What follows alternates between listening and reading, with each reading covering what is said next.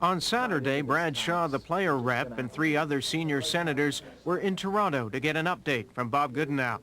Then on Sunday, they gathered players together in Ottawa to talk about what he had to say.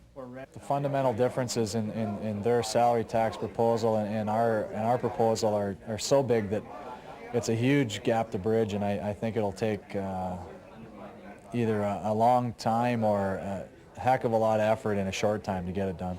The sense is basically the salary cap and the control of the salaries right now is their agenda. They've proven that they're not interested in helping out the so-called weaker markets, and that was disturbing to us. It's simple. They're trying to push a salary cap, a restriction of salaries. They can, you've heard it before, they'll dress it any way they can. That's exactly what it is. They've come so far now to at least admit that's the area they want. The Sens' last practice was last Thursday, and none of the 4 are convinced they'll resume skating by the October 15th deadline. We're urgent. We'd like to get a deal done. On the owner's side, I'm not so sure if there is a sense of urgency until they're, financially hurt.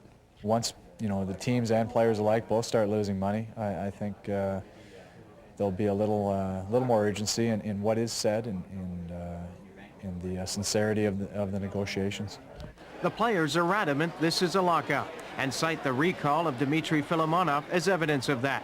He has a one-way contract worth $445,000, and had he remained in the minors, he would have been paid. Now he won't.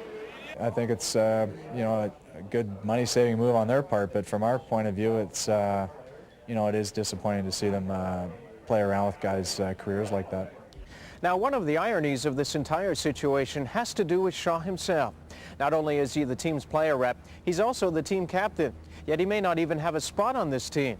In its bid to unload some of its bigger salaries, management has chosen to put him on the unprotected list, and that means he could end up elsewhere, if and when they hold the waiver draft. Rob Sinclair, TSN, in Ottawa.